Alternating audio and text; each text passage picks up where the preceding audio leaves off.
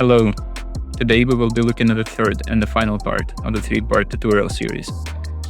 We've done the simulation in the first part and rendered it out in the second one. Let's finish it in After Effects with some light color grading. If you missed first 2 parts, the links are in video description. And let's get to it. Let's drag and drop our renders into the project window. If we double click on any of the renders, we can preview it, but as you can see, the colors looks wrong.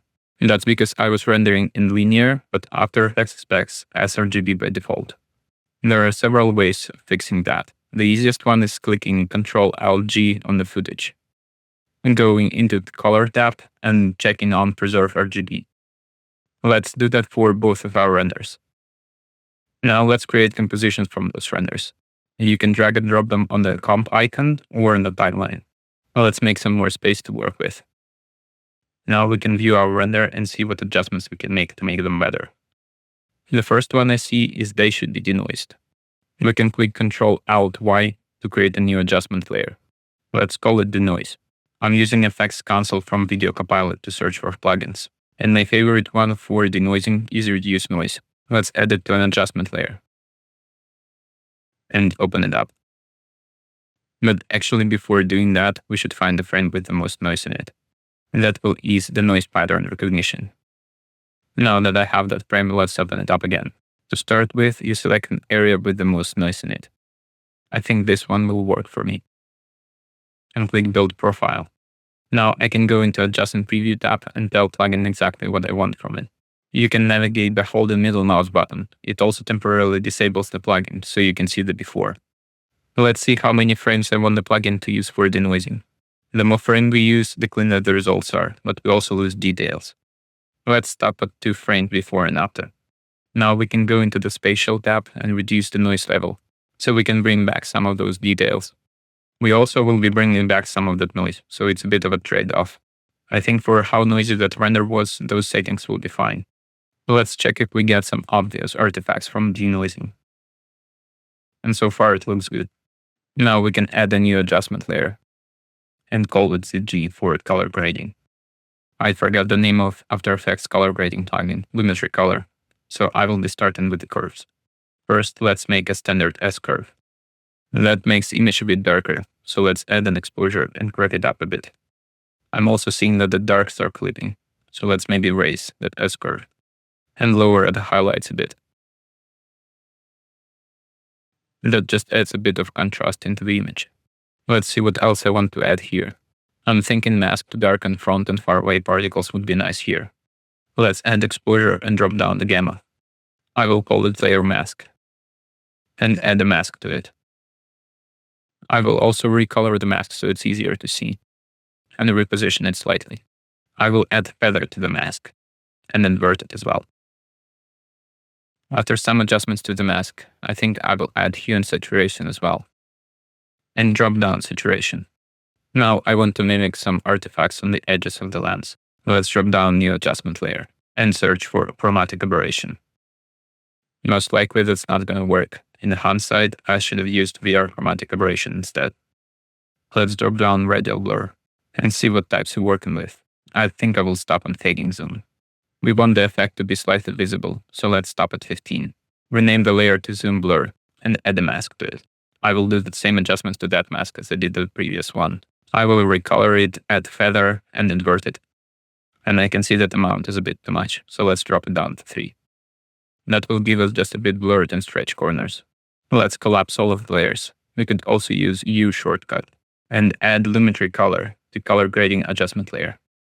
In there, I will increase vibrance and lower down saturation.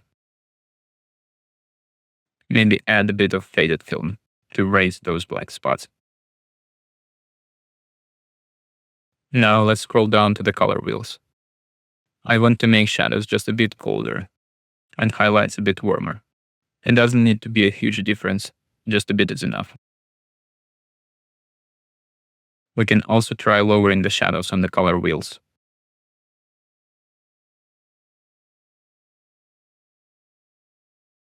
And a few adjustments later, I'm happy with the results. Let's make a new adjustment layer and call it unsharp. It will be used for sharpening our image. Let's zoom in a lot to really see the details. I doubt you will be able to see that through the compression, but Unsharp tool doesn't really need much. Around 20 on the first one will be just enough. Let's drop down the second one, change the radius to 2, and the amount for it will be even lower.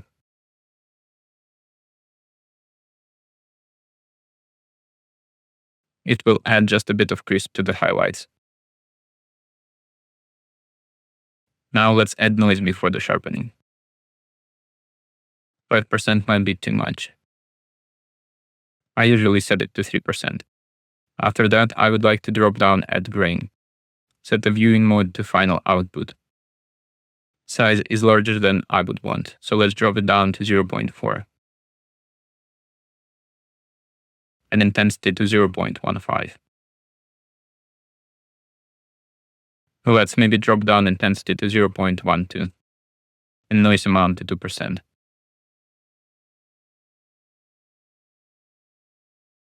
Let's see if we can add something better to the zoom blur.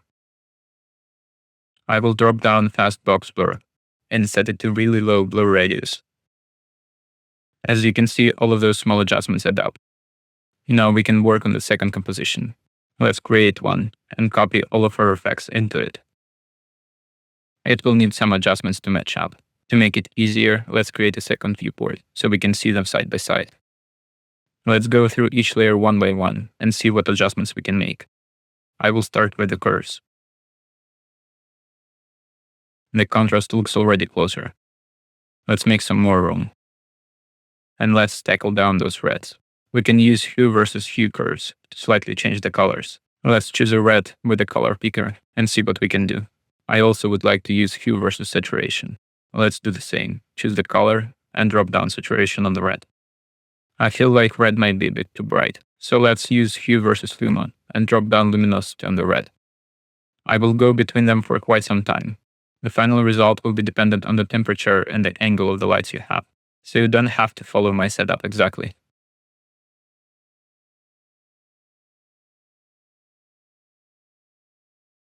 Now let's go and check all the other layers. Seems like they're working as they're supposed to and don't need any further adjustments. Let's create a master comp for rendering. Drop both of our compositions inside. You can match them however you want. I will go with the standard ABA theme. I will start with the camera 1, get a cut to the second camera, and get back to the first one.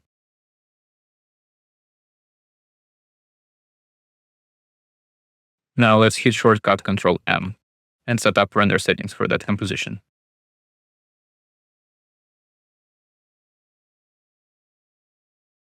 Now all is left to do is choose the render location and render it out. And that's a wrap for this series. I want to say thank you for sticking around. And as a special thanks for those who like outros, I've prepared a small edit of me trying to match the reds of those cameras. Enjoy!